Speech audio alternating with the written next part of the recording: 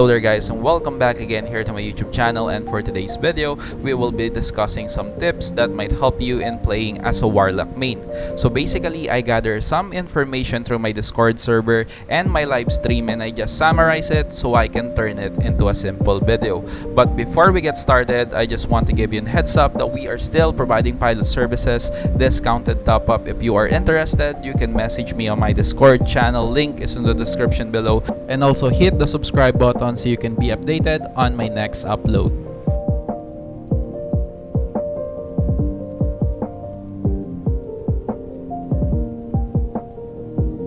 First on our list is PvE and PvP. Here we will be discussing the best build in every scenario. In a brief overview, the Warlock is the best for both worlds. It excels in PvE, and it also the most annoying class in terms of PvP.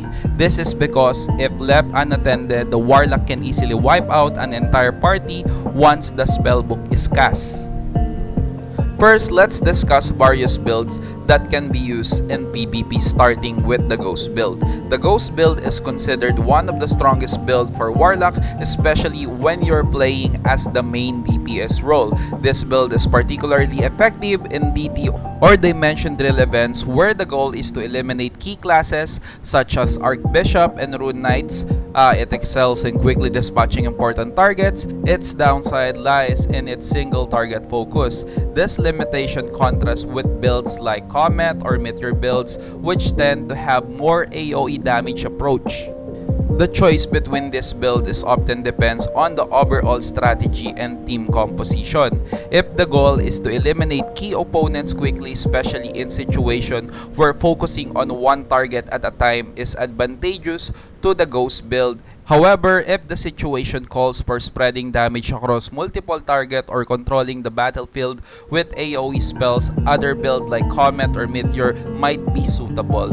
As you can see in this video, when using Meteor build, since it has an AoE capabilities, the main focus of your role is to crowd control. If you are left unattended, the opponent will undoubtedly struggle to reach your regroup spot.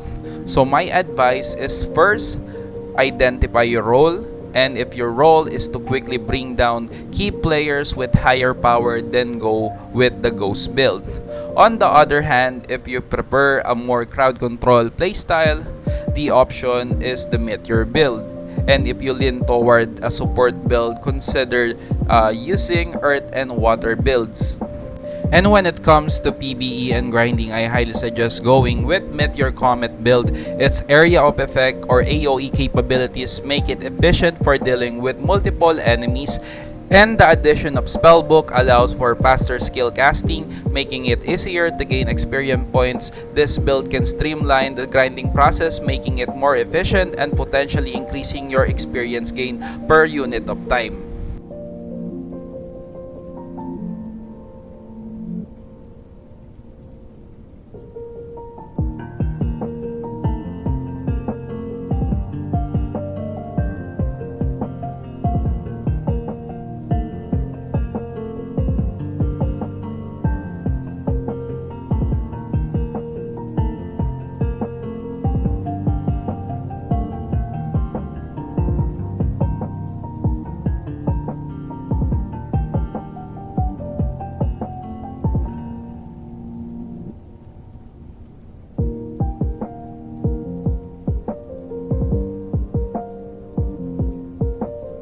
Next on our list is deciding which one is better. Is it Sprint or MOM?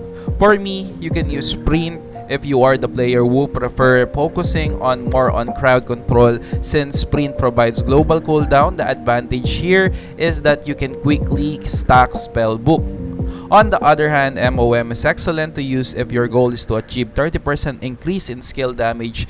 This is especially beneficial if you are the main DPS in your team and can deliver a one-hit burst when you cast your spellbook. If you were to ask me which one would I choose, well, it depends. In PvP, I would always stick with the Goib set since I'm fan of tenacity. However, if I want to focus on DPS, then I'll go with MOM. What I usually do before entering a battle is to stack my spellbook first, This way, when I enter the fight, my spell points are already stacked and I already reached 30% skill damage boost from MOM. Due to refining each armor part to plus 15, you will gain an additional maximum of SP of 500 for each part. Speaking of max SP, the required maximum SP to reach 30% skill damage boost is 6,000. Therefore, you don't have to worry too much about investing heavily in max SP since your stats allocation will mainly focus on intelligence. Additionally, you will also gain intelligence stats from feathers.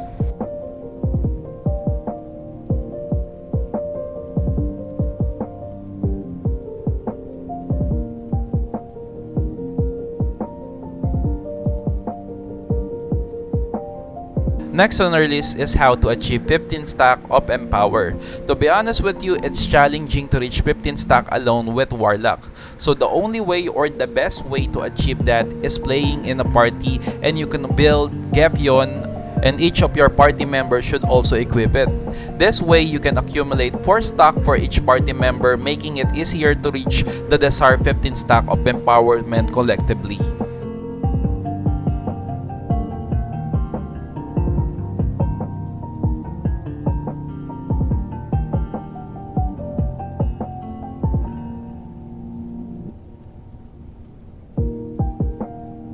Next on our list is what should be prioritized in Nexus Engine. Is it PvP, PvE, or magic damage? Well, in my opinion, you need 2 presets.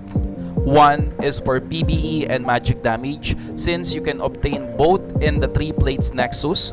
And for the second one, which is the PvP, prioritize ignore magic defense and PvP damage bonus, especially if you have not reached the 800 range ignore magic defense. Well, in late game, if you were to ask me personally, I would go with magic damage and ignore magic defense, since it's really hard to obtain stats like that, unlike in PvP damage bonus, which can be acquired simply from feathers and statue. Well, in the case of being a free-to-play player, I highly suggest going with PvP damage bonus and utilizing the ignore magic defense combo to achieve a balanced approach. Well, the main reason why I highly suggest going with PvP stats for free-to-play is the Kraken and Whale in late game. They have already maxed out their statues and feathers, so you need to catch up with the stats, because the larger the gap in stats, the more significant their additional damage increase becomes.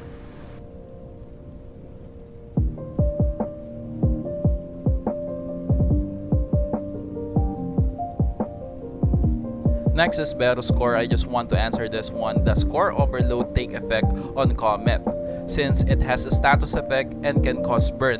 Well, to answer that, it's a big yes. Core overload still works with those skills. The best cores that you can use is Core Overload, Elemental Insights, Mana Link Boost, Holy Light Shield, Fiery Hand so you can get an additional fire damage, and Water Ball in case you're using the costume with Water Ball effect, but it's only optional.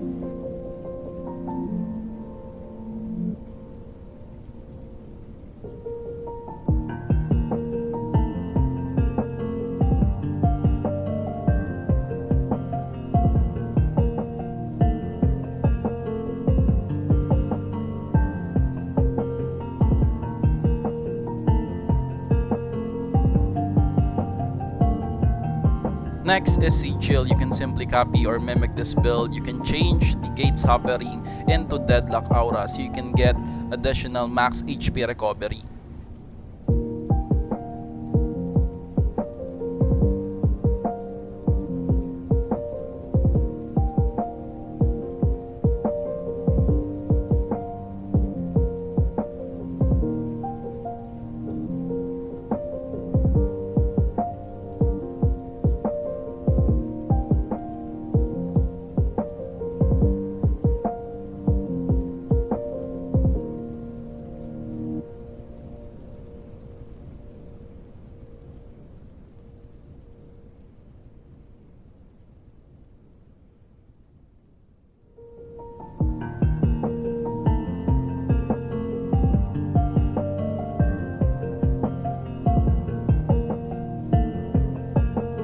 And again guys, thank you for watching my video. If this video was helpful for you, just make sure to click the subscribe button so you can be updated on my next upload, and see you on my next video.